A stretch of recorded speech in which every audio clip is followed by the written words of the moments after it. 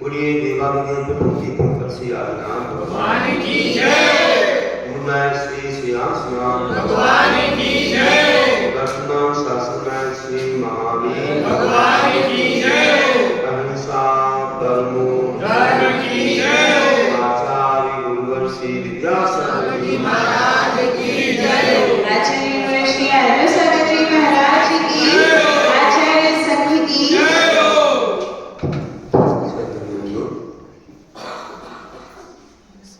संसार में हर प्राणी सुख की खोज में है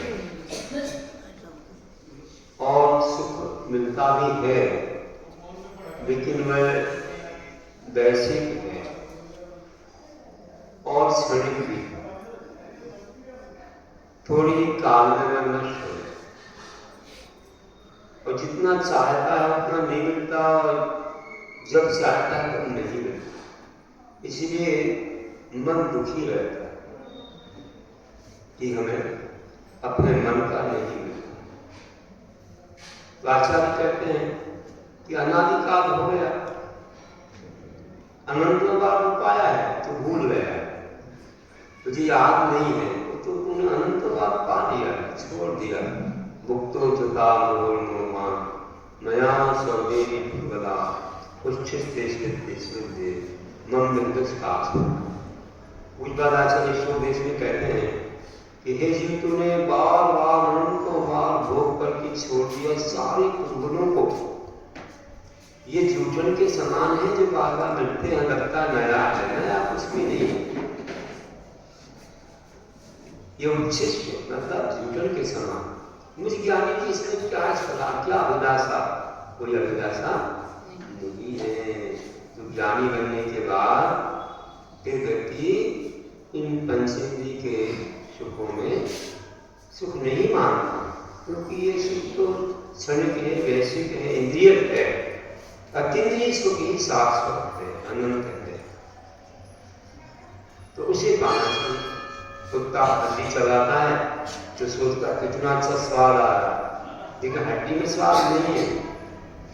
उसके जबड़े से ही खून आने लग जाता है, उसे लगता है कि कितना अच्छा स्वाद आ रहा है। तो अपना यह हित होने लग जाता है पंचेंद्रिय के विषयों से, और हम सोचते हैं बड़ा अच्छा लग रहा है, लेकिन ये कुछ भी नहीं, ये तो सब भ्रम है। तो चलिए हम देखते हैं सच्चा सुख कैसे मिलता है, कहाँ मिलता है, और आत्मा की रक्षा कैसे होती है। तो देखिए, हम बाहर में देखते हैं तो दुख लगता है, अंदर में देखें तो सुख लगता है। हमारे भगवान ने अंदर में देखा तो सुखी हो गए, बाहर में देखा तो चक्रवर्ती भी डरते रहे, बाहुबली भी डरते रहे। शांति को कराना भगवान ने भी खूब चक्र चलाया। ये बात अलग है कि उनका नाम सुनते ही अपने आप लोग नतमस्तक हो जाते थे, उन्हें किसी पर चक्र नहीं चलाना पड़ता। कहने में तो आता है कि चक्र अपना आगे चलता है, दिग्विजय करना पड़ती है, कोई नहीं माने तो फिर जीवन अंदर। लेकिन उनका इतना प्रभाव रहता है कि अपने आप नाम सुनते ही सब उनके बस में हो जाता है। तो विचार करिए कि ऐसे महान थे, तो उन्होंने सब कुछ किया फिर भी सुख को नहीं प्राप्त किया, इसलिए उन्होंने फिर छोड़ दिया और जंगल में जाकर ध्यान किया तो उन्हें वह सुख की उपलब्धि हो गई। घातिया कर्मों का नाश किया तो फिर अनंत सुखी बन गए। नहीं तो जब तक गुरु ध्यान में रहते तो आत्मिक सुख मिलता है ना, आत्मिक सुख मिलता है, और बाहर में तो कुछ नहीं। इसलिए आत्मा में ही जाना वास्तव में वास्तविक सुख है। उत्तमा स्वात्म चिंता से देव चिंता चलमा अधमा काम चिंता से पर चिंता। ये अपने आत्मा की चिंता करना सबसे उत्तम है। शरीर की चिंता करना मध्यम है, पापों की चिंता करना, हिंसा की चोरी की करेंगे अधम मतलब पाप की चिंता। और पर की चिंता में उलझे ना धमाधमा महापाप की चिंता है, संसार में लगे रहते हैं, तो अपना जीवन ही व्यर्थ कर देते हैं। इसलिए पर की चिंता में नहीं, हमें शरीर की थोड़ी बहुत चिंता, क्योंकि ये शरीर मात्र धर्म साधना, ये धर्म के लिए पहला साधन है, इसलिए चल भैया इसको चला दो, लेकिन हमेशा नहीं। इसके नौकर बने रहे तो आत्मा नौकरी करती रहे, शरीर स्वामी बना रहेगा।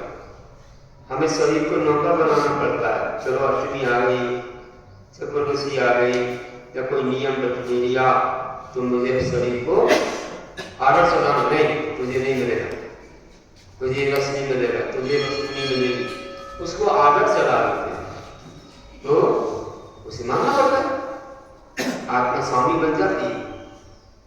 तो अनादि काल से हम इस शरीर के सेवक बने रहे, ये जो कहता है आप करते रहे, और एक बार हमने जीत लिया इसको, इंद्रियों को जीत लिया, हमने शरीर को नौकर बना दिया, हम स्वामी बन गए। हम कह रहे नहीं मिलेगा, तुझे तो नहीं मिलेगा, है ना? तो स्वामी बनना चाहिए, तुम उसके स्वामी नहीं बनते, तुम उसके कहने में आ जाते हैं। इसलिए हमें इसकी जरूरत है। तो पापों की चिंता करना है ना, पंच पाप की, विषयों की, तो ये अधम है, और पर की चिंता में महाअधम है, महापाप। इसलिए अपने जीवन में अपनी चिंता करें और आगे बढ़े। तो सच्चा सुख कहाँ मिलेगा? धर्म में मिलता है, संसार में तो दुखी दुख भरा हुआ है। एक बार क्या हुआ कि एक कवि अपने पुत्र के साथ यात्रा पर निकलते हैं, और पुत्र को भी थोड़ा थोड़ा कवि को बना दिया था, लेकिन पूरा नहीं बना था। फिर भी उसने भी बहुत कुछ अनुभव किया और कुछ अच्छी अच्छी बातों को चिंतन से हासिल किया, और वह बहुत गहराई में भी चला गया। कई बार होता है ऐसा, बड़ों से ज्यादा छोटे लोग गहराई में चले जाते हैं। फिर कहते भैया दादाजी पापा जी आपको बैठो हम करके दिखा दें। तो उसके बाद हुनर होती है, एक हुनर सबके पास नहीं आती, बहुत माइंडेड निकल जाते हैं कई बार। तो देखो क्या हुआ, एक तो अपना स्वरूप में हुआ है कि दोनों यात्रा पर गए और पैदल ही जा रहे थे। जाते जाते बहुत सारे क्षेत्र मिल रहे थे, गुरु मिल रहे थे, सबका दर्शन करते जा रहे थे। बहुत सारे दर्शन हुए, नदी नाले पर्वत नगर ऊपर सब मिले। बहुत आनंद आ रहा था, चलो धर्म कमा रहे हैं, पुण्य कमा रहे हैं, दर्शन हो रहे हैं हमको भगवान के गुरुओं के, चलते जा रहे हैं। प्रकृति प्रदत्त जीवन है, लोग भी इनका सम्मान स्वागत भी कर रहे थे, भैया पैदल जा रहे हैं, इनकी यात्रा कर रहे हैं, इनकी व्यवस्था बनाओ, तो लोगों को खान पान हर तरह की व्यवस्था। हुआ है कि एक जगह पिताजी के कदम थम गए, पिताजी के कदम थम गए और बेटे कदम आगे बढ़े। बेटा आगे पहुंच गया, थोड़ा दूर पहुंच गया, सोचता है पिताजी की चलने की आवाज नहीं आ रही, क्या हो गया? देखे पीछे, देखा तो पिताजी बहुत दूर खड़े। क्यों खड़े, क्या हो गया उनको? एकदम भाग करके आया, उसके बाद आया, और आने के बाद क्या हुआ, देखा तो पिताजी रो भी रहे थे, पिताजी की आंखों से आंसू आ रहे। तो पूछा पिताजी आपको क्या हो गया, आप क्यों रो रहे हैं, क्या बात हो गई, क्या आपको किसी ने कुछ कह दिया, या घर की याद आ गई, या कुछ ठोकर लग गई, क्या हो गया? पिताजी बोले बेटा ये सब कुछ नहीं है, मुझे आज संसार की स्थिति समझ में आ गई। अनादि काल से मैं संसार में रह रहे हैं, लेकिन अभी तक वह रहस्य नहीं खुला, उस रहस्य को हम समझ ही नहीं पाए थे। तो आज समझ में आ गया। वस्तु तो हम बार बार देखते रहते हैं, हर घर में देखते हुए दृश्य, हर घर में वह दृश्य दिखता है, लेकिन आज तक मेरा उस दृश्य के प्रति गहराई से चिंतन नहीं हुआ। तो आज हो गया। कौन सा दृश्य आप देख रहे हैं? तो कहा देखो पिताजी, हमें तो आपको बताना ही पड़ेगा, और हम तो आपसे पूछ करके कुछ उपाय बता भी सकते हैं, जैसे तो आप बड़े हैं, तो हमें आपको बताना ही पड़ेगा। उनने कहा बेटा, रहस्य की बात है, हम समझ लें, दूसरे को बताने से क्या मतलब है, क्योंकि सामने वाला जब तक उस रहस्य के मर्म को नहीं समझता तब तक उसको ये दृश्य कुछ नहीं कर सकता। और मुझे आज बात समझ में आ गई। बोले क्या पिताजी? बोला देखो बेटा, ये प्रांगण में एक महिला क्या कर रही है, चक्की चला रही है, जैसे जाता बोल के भीतर उसमें जो भी धान डाल रही है सब आटा बन के बाहर आ रहा है। ये मैंने देखा और आज मेरा चिंतन चला।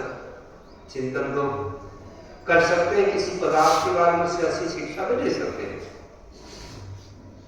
वृक्ष हमको शिक्षा देता है, उपकार करने की, फल देता है, आदि आदि बताया था मैंने। और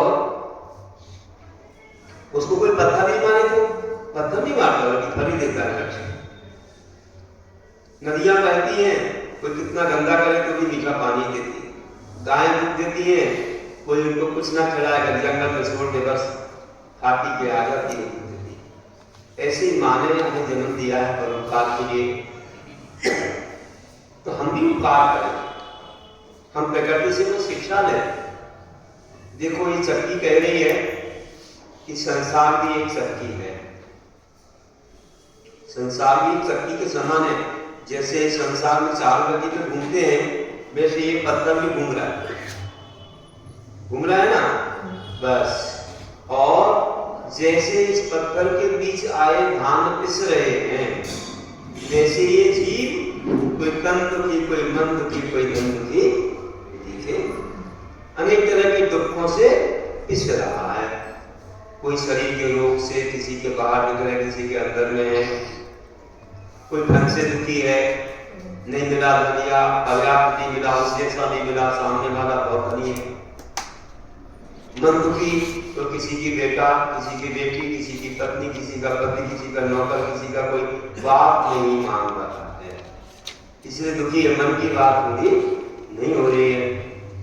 तुम लोगों की तो पूरी हो जाती होगी, तुम्हारे सब लोग बात मान लेते हैं ना, पूरे नगर के बाहर सब मानते हैं, नहीं मानते। घर में भी अड़बन हो जाती है, घर में भी खटपट हो जाती है। क्यों हो जाती है? क्योंकि हमारे मन के अनुरूप नहीं हो पाता। सबके मन के अनुरूप कैसे हो जाएगा? क्योंकि सबका कर्म समान नहीं है। तुम अच्छा सोचते हो, देखो उसका पुण्योदय नहीं है, तुम अच्छा कैसे सोचते? तुम आगे बढ़ाना सोचते हो, उसका कर्मोदय चल रहा है, तो आगे नहीं बढ़ता।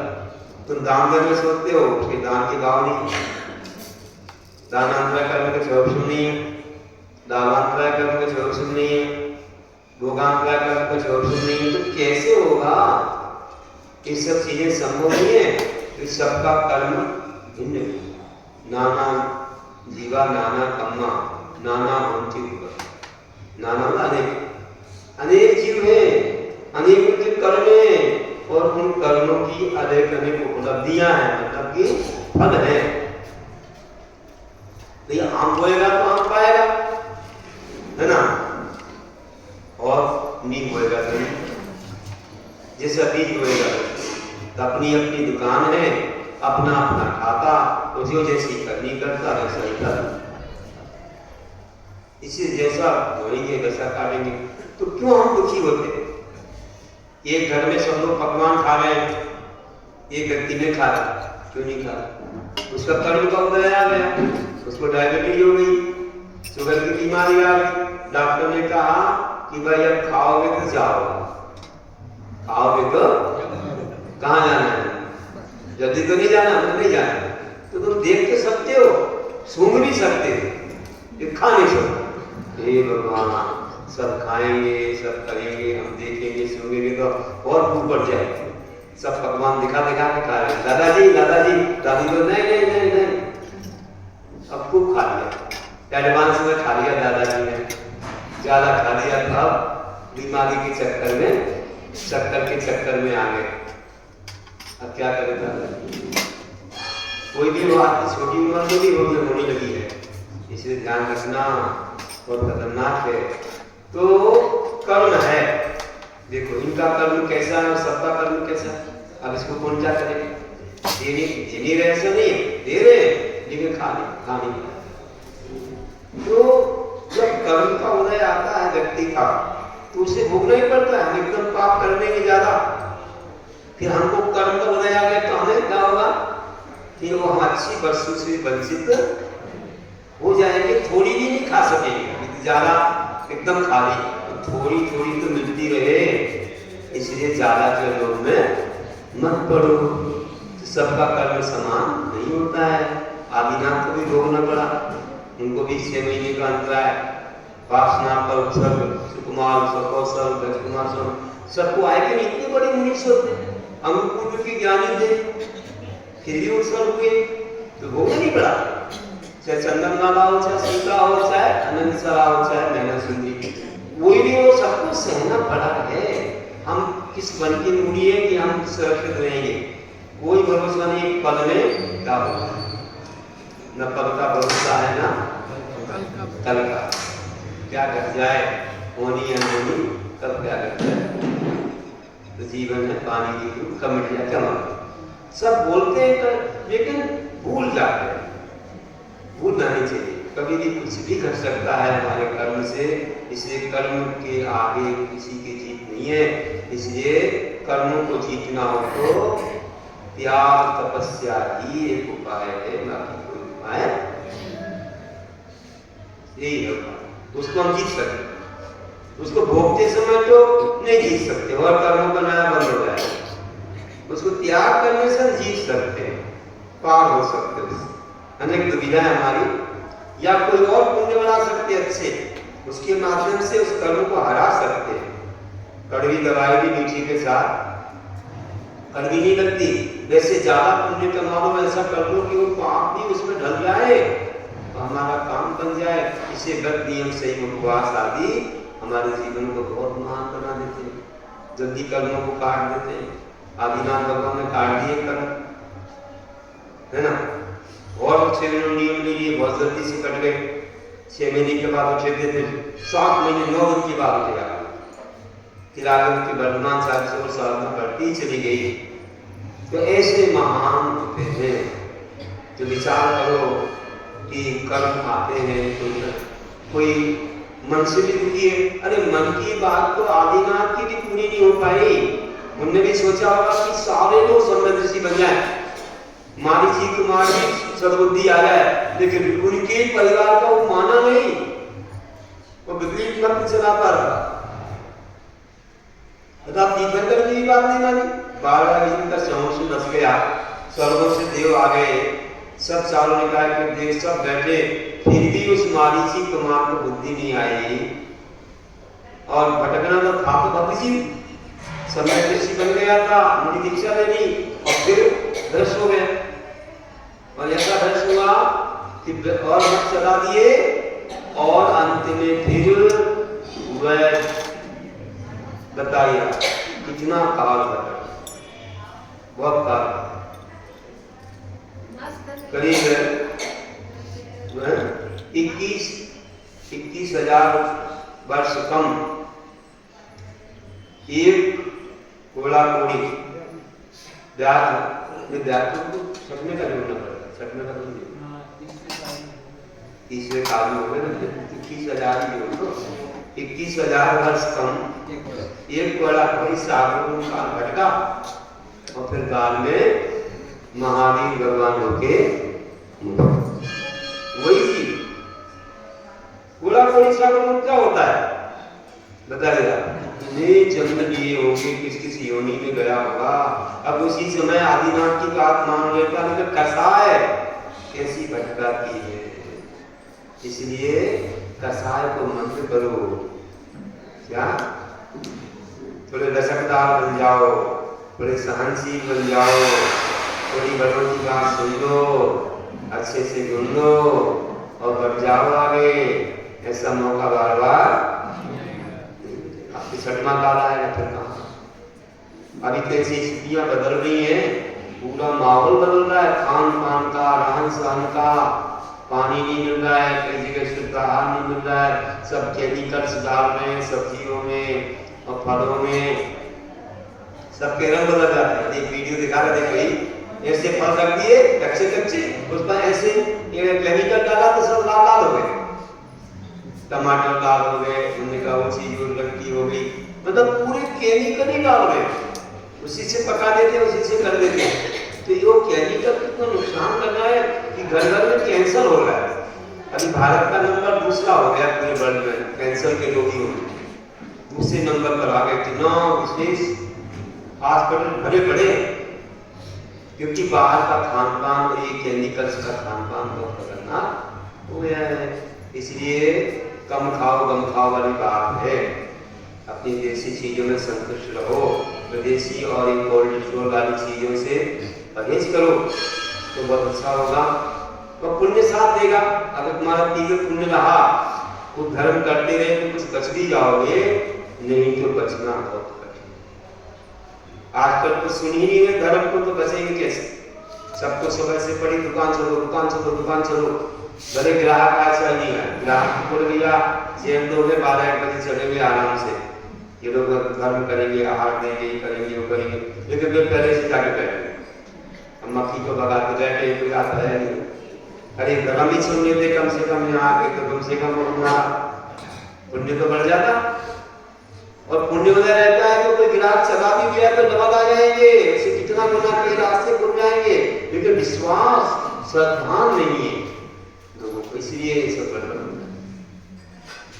गुरु को तो क्या करना, गुरु को अपनी हीरा मोती की दुकान है, इक्के जो के ग्राहक भी आगे चलता है, नहीं है तो कहीं और दुकान खोलता, मैं भगवान की दुकान है, मैं रत्नात्रय की दुकान है, हम बड़ी देखते बैठे रहे भीड़ भाड़, सब्जी की दुकान जैसे भीड़ भाड़ आ जाए, हमें क्या करना भैया? ये क्यों हीरे मोती बिक गए चल गया था, वे तो नहीं देखते, किसी की प्रतीक्षा नहीं करते, समझे ना, ज्यादा एडवर्टाइजमेंट भी नहीं करते। अभी कोई और आ गए होते ना तो पूरे नगर में भेजना लगे होते, इतने गेट बनते, 10-20 गेट बनते, डीजे आता, ये होता वो होता, संगीतकार रोज रहते, एक से एक मिनिस्टर आते रोज रोज, बहुत बड़े बड़े काम धाम चलते, बड़ा पंडाल लगना पड़ता। हमारे में तो कुछ नहीं, ना हमने कुछ कहा है, ना आपको डांटा है, ना कुछ किया है, जो है सो है भाई। इस चीज का हमने को समझने वाले जो होंगे वो दिलदई होंगे। कौन होंगे? बहुत दिलदई होंगे। हीरा मोती की दुकान पर तो दिलदई जाते हैं, देखो तुम्हारे पीछे अम्मा जी बैठी, काला कंबल है, काला पीछे पीछे देखो क्या हुआ, चली गई क्या ऊपर, चली गई क्या, वो भूल गया तुम्हारा, चलता ऊपर चली गई। ऐसे नहीं बैठो, टिककर नहीं बैठना, इसके लोग नीचे बैठने में पुण्य ज्यादा है। विनयरी है, जन्मानी की विनयरी होती है, पुण्य में जिसको नीचे बैठना आता है ना, नीचे बैठ जाओ, नहीं अगले जन्म में जन्म से ही कुर्सी मिलेगी, आप जन्म से ही हमने जाना तेरे तुम्हारे ऐसे मिलेगी, पर अभी अगर शक्ति है तो बैठ जाओ, जन्मानी की विनय से पुण्य मिलेगा, है ना। चिको मत, टिक गए तो सो गए तो हो गए। एक देवी आ जाती है, वो देवी के बस में हो जाती है, उसका नाम निद्रा देवी, जिनमें सोने से बहुत कर्मों का बंधन, राजवार के बेटा ज्ञान वर्णी दर्शन वर्णी तीनों बनते, क्योंकि दिन में रात कर्तव्य करने के मन सो जाए तो ज्यादा कर्मों का बंध होता है। तो रात को भले जल्दी सो जाओ 9-10 बजे, लेकिन दिन को पूरे कर्तव्य में लगा दो। सूर्योदय हमारे लिए हुआ है जो 2:30 में होता है ऐसा, ये रात दिन का विवाह, बाकी कहाँ होता है, तो यही संयम का पालन होता है। इसलिए ध्यान रखना, ये विमान सुमित तक चल रहा है, 2:30 में चलता है, तो अपन लोगों को इसमें कर्तव्य करना चाहिए। आजकल का मानव ट्यूबलाइट में तो जग रहा है, सनलाइट में सो रहा है, 12-1 बजाएंगे, दिन में 8-9 बजे तक सोते नहीं। अरे भाई जल्दी सो जाओ, तो सुबह जल्दी उपयोग कर लो, सूर्य निकल रहा है, तो ऐसा नहीं करते, माइंड भी फ्रेश रहता है जल्दी उठने से। एक बार जल्दी उठ रात में नींद जल्दी आएगी, वो नींद नहीं आती तो आप देर से उठते तो कैसे, जल्दी उठ के देखो तो नींद जल्दी आएगी, तो ऐसा है। कि महाराज को परेशान करते हैं, बोलते हैं 9:30 के बाद नहीं आना, फिर अपना आधा पौन घंटा हम लोगों को जाप आप कुछ और भी अपने चिंतन करने में लगता है। सामायिक तो हो गई ठीक है, 9 बजे तक, तो 10 बजे आएंगे, 6 बजे, अब और परेशान करेंगे महाराज, जिससे कि महाराज सुबह 3 बजे 4 बजे उठना और अपने सब चिंतन प्रतिक्रमण सामायिक, फिर सामायिक पाठ से बीच सब करना पड़ती, 3-4 घंटे लगते हैं। तो फिर रात में परेशान नहीं करना चाहिए, तुम तो सोते रहोगे, अगर महाराज जी को तुमको घिसोगे, आवश्यकता तो है नहीं इतनी ज्यादा, टाइम पास करते हैं, बातें भी खूब करते हैं। महाराज जी नहीं बोलते तब भी आते हैं, वे बोलते, जब महाराज जी बोलते तब छुप जाते हैं। ऐसे लोग आते हैं। अब बताइए कैसे काम चले, महाराज का स्वास्थ्य खराब हो जाए, है ना। इसलिए अपन आए विवेक से करें, है ना, जोर से ना घिसे, है ना, कुछ हाथ में चिकनाई तक नहीं रहती, और पहुंचने को कपड़ा भी नहीं रहता। महाराज जी के बाद महाराज जी ले गए, महाराज जी नरकी ले गए, अरे तुम स्वयं लेके आओ, महाराज समझेंगे क्या, देर से आओ और परेशान करो। तो किसी ने कहा है कि शरीर एक गाड़ी है, शरीर एक गाड़ी है, रात में पड़ती आड़ी है, शरीर एक गाड़ी है, रात में पड़ती आड़ी है। कोई भक्त आके कोई ठीक ठाक करते हो, कोई ठोक ठाक के चलते हैं और बाधा दे देते हैं, क्या मतलब नहीं। इसमें ध्यान रखना कि शरीर को व्यवस्थित वैसा ही रखना है, जो धर्म ज्ञान के लिए साधक को समय से सब कुछ करना है।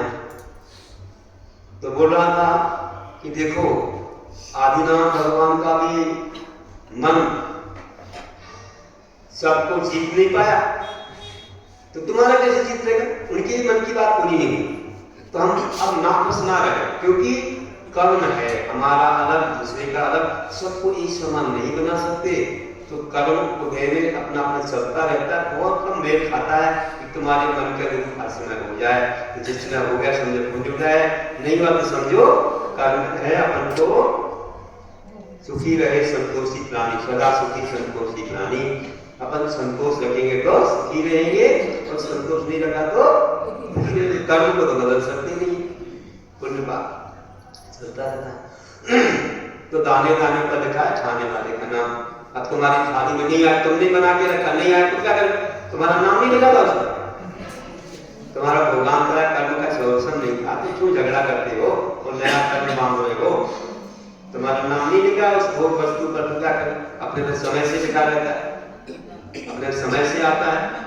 महाराज ने 15 आगे जब तुम कौन, इसलिए कभी गुस्सा नहीं करना, कहना कि आज मेरा नाम नहीं लिखा, नहीं मिला तो नहीं, जो मिला उसमें संतोष समझो, उपवास समझोगी, मेरा कुछ त्याग है, बस परिदार सोचो, तो कब कट जाए, तुमने रागवेश कर दिया तो और बन जाएगा, पुराना तो भाई हो गया और बन जाएगा। महाराज जी तो कुछ नहीं बोलते ना, अंदर आते हैं, गुस्सा करेंगे तो नया बन जाएगा, नहीं बोलते तो कर्म निकल गए, अपने कर्म की निजरा हो गई। ऐसा करना चाहिए, तो कर्म से खाली हो जाएंगे। तो महाराज तो छला करके अंतरा का नियम देते, नहीं करे तो नहीं करे, नियम लिया करते इसलिए कि मेरे कर्म जल्दी मुझे निकाल होगा। इसलिए त्याग, तपस्या, ठंडी, गर्मी, भूख, प्यास सब सहते हैं। और कह रहा था कि सब दुखी है संसार में, तन मन धन से दुखी है। ये उन विद्वान ने जान लिया कि देखो चक्की में धान घिस रहा है, वैसे संसार की चक्की में सब लोग दुखी हो रहे, तन मन धन से दुखी हो रहे। कहाँ सुख है, सुख नहीं है संसार, इस संसार में कहीं सुख नजर नहीं आता। तो बेटा बोला हाँ पिताजी बात सही है, सब दुखी क्यों है संसार में, जरूर दुखी हो रहे हैं, चक्की में धान आ रहा पिछड़ा बाहर निकल रहा है, लेकिन पिताजी मुझे एक बात कहना है कि चक्की चक्की देखकर दिया कबीरा रोए, दो पाटन के बीच में सागर दर्शन। तो बेटा क्या बोलता है कि पिताजी मुझे एक बात ध्यान आ रही है, कहूँ क्या नहीं कहूँ, आप बता दीजिए, हम तो छोटे हैं, आप बड़े हैं, छोटे में बड़ी बात है कैसे करें। नहीं बेटा कहो, तुम्हें अगर रुका तो कहो, कोई बात नहीं कहो। तो बेटे ने कहा पिताजी मैं एक बात कहूं कि पूरे धान नहीं पिसरे, दो पाटन के बीच में कील रही जो कोई ताका शरणन जो गया बाल ना आपको। जो पत्थर के पीछे जो कील है उसके किनारे जो धान रह जाते हैं वे किस नहीं पाते, कोई कुछ नहीं बिगाड़ कर पाता है, वो भी सुरक्षित रहते। वैसे ही संसार रूपी चक्की में एक धर्म रूपी कील है, और धर्म की कील को जिसने पकड़ लिया उसके सहारे आ गया तो उसको कोई दुखी नहीं कर पाता है, वो हमेशा सुखी रहता है। आपने क्या पकड़ा था? धर्म की को पकड़ा नहीं। सुबह होते ही मंदिर चलो मंदिर चलो मंदिर चलो, 5 बजे से तैयारी शुरू, 6 बजे से अभिषेक, पकड़ लिया आपने कील के लिए। अभिषेक पूजा स्वाध्याय दान जब तक आप कर रहे हो तो आपने धर्म की कील को पकड़ लिया है, तो अब संसार में कैसे कोई भटका पाएगा? नहीं भटका पाएगा। लेकिन ऐसा नहीं करना, 1-2 घंटे में धर्म कर लिया और दिन भर खूब अन्याय नीति कर ली, ऐसे पाप कर लिए बहुत ज्यादा। तो बहुआलम परिवर्तन नाटक से अच्छा बहुत आलम बहुत परिग्रह नरकालिका सत्तर चक्रवर्ती भी नीचे चले गए। बताओ तो क्या होगा? 1000 यक्ष उनकी रक्षा करते थे, ये जो रत्न यक्ष यक्षिणी फिर भी चले गए। तो कर्म किसी को छोड़ता नहीं है, इससे सम्यक दर्शन को सुरक्षित रखना, उससे देवाली कला करने बंद नहीं होती, आसुर नहीं होता। उसके अलावा अनुमत ले लोगे तो वैमानिक देव बनोगे और रीतिदारी देव बनोगे, तो समस्या में जाओगे। लेकिन भूल मत जाना, तो मिथ्यात करने लगे, यहाँ पर सब पूजा अर्चा की तो मिथ्यात शराबी देव देवता के पास चले गए, है ना। फिर कोई नहीं अन्याय नीति करने लगे, लोगों को इतने ज्यादा चूसने लगे कि तुम्हारा जीवन फिर क्या हो। इसलिए हमें थोड़ा शिक्षा देना, एक पाठशाला है, रोज सदा दुकान है मकान है रास्ता है, उसका प्रयोग करो। फिर और सुनाएंगे आपको, बड़ा सुना दिया कि वास्तव में अनुग्रहों का कितना बड़ा प्रभाव होता है अपने जीवन में, नियम संयम का सम्यक दर्शन का कितना प्रभाव होता है। इन चीजों को आगे समय मिला तो देखेंगे अपन। आज तो इतना कहता हूं कि जब ये कहा तो पिताजी का चेहरा खिल गया, अरे वाह मेरे बेटे ने मुझे सबक दे दिया। गुरु को बोल रहे हैं चेला शक्कर हो गया। वास्तव में कील का सहारा लेने से धाम नहीं बच पाते, धर्म के सहारा लेने से हम संसार के दुखों से बच जाते हैं। तो हम कहाँ जा रहे हैं? हम तीर्थ यात्रा पर जा रहे हैं, धर्म कर रहे हैं, हमको कोई कुछ नहीं कर पाएगा। चलो अपन चलते हैं आगे, प्रसन्न हो गए, आगे बढ़ गए। वैसे आप लोग भी धर्म की कील को पकड़ लो। धर्मं शरणं व्रजामि, धर्मो रक्षति रक्षता। जो धर्म की रक्षा करता है, धर्म की सुरक्षा उसका धर्म उसकी रक्षा करता है, कई जन्मों तक उसकी रक्षा करता है। इसलिए धर्म जिसके पास है वह विश्व में कहीं भी चला जाए, नमोकार मंत्र जिसके पास है तो उसकी रक्षा वह करेगा। जीवनधर कुमार को कैसे सूली पर से उठा दिया, अदृश्य कर दिया देव ने। हमने नमोकार सुना है तो कुत्ते अवस्था में कुत्ता था जब वह देव, तो उसे नमोकार सुना तो बात करने आ गया। तो नमोकार मंत्र से इतना कल्याण हो गया। तो हम श्रद्धा से जो करें, हम ऐसे ही बोलते रहते ऊपर ऊपर, अंतर में मन नहीं लगता हमारा, तो उसका प्रभाव नहीं पड़ता। भाव सहित करोगे तो काम बनेगा। ऐसी भावना के साथ यही करता हूँ कि आप लोग आगे बढ़े, अपने जीवन को महान बनाने का पुरुषार्थ करते रहें आगे। तो यही बात है। कभी अपन लोगों ने कुछ बात समझी, और अब कल महाराज जी का कोई दिन है, आचार्य जी का समाधि दिवस कल, तो कल अपन यहाँ ये लोग बोले हैं कि कोई विधान भी करना है, तो कहाँ करेंगे, ऊपर नीचे कहाँ करना है, जो भी आप कहाँ करेंगे, तो वहीं पर प्रवचन वहीं पर होंगे, तो वहीं अपने गुरु के संस्मरण सुनाएंगे और उनके जीवन की बात, उनकी संरचना की बात समझेंगे, और अच्छे आचार्य परमेश्वर की गुणानुवाद आपको करना है। एक साथ सामूहिक करेंगे, आनंद आएगा। बहुत अच्छे भावों से करना, अच्छे कारबार से करना। सब लोग जोड़ी बना के आए, बढ़िया ड्रेस में आए। अगर केसरिया वस्त्र हो महिलाओं के पास तो ठीक है, पुरुषों के पास भी होनी तो सब धवल वस्त्र हैं। तो अच्छे से कार्यक्रम होना चाहिए, लगना चाहिए कि प्रभावना बांसवाड़े के हिसाब से और कानूनी के हिसाब से हुई है। गुरु भक्त बहुत है यहाँ, ऐसा समझ में आना चाहिए। यही साथ सब लोग करेंगे, ऐसी मंगलमय भावना है। और फिर 16 कारण चल रही हैं, आपको जिसको भी मन हो तो पुस्तकें उपलब्ध हो जाएंगी। तो 16 कारण विधान जो है वह संक्षेप में भी हो सकता है। 16 दिन का विधान अपन 8 दिन में 5-6 दिन में भी कर सकते हैं, तो अच्छा है। 465 आ गए वैसे तो थोड़े बड़े बड़े, तो प्रवचन के साथ भी अगर किसी को चाहिए पड़ता है तो फिर थोड़ा समय तो लगता ही पूजा वगैरह। तो आप सोचिए ना, नहीं तो हमारे पास कुछ नहीं है, आपको उद्धार के लिए बोल रहे हैं तो निर्गम थे, हमें कोई विधान पढ़िए, विधान तो आपकी उससे संख्या अगर मिल जाती है, ज्यादा लोग को धर्म लाभ मिल जाता है। किसी बीच में बड़ा हो गया ना तो ज्यादा थोड़ा सा एक आकर्षण है, जनसंख्या बढ़े तो ज्यादा लोगों को धर्म ध्यान चुनाव तो हमने चाहे 4 बैठ क्या 10 1000 बैठ में क्या करेंगे, क्योंकि बस इतना है कि पुण्य आपका बढ़ता रहा तो यहाँ कदम रुके रहेंगे, नहीं तो किसी और कहीं बढ़ जाएंगे कदम, क्योंकि जीवन तो छोटा है और देश बड़ा है, सब कुछ ये पड़ता है। इसलिए यही कहता हूँ कि तपा हो जो आग में वही क्षण होता है, वक्त जो पहचाने वही नरम होता है। समय रहते कुछ कर दो मानो, वरना हर सांस में होता है, वरना हर सांस में होता है। धर्म कर लो, बोलिए महावीर। क्या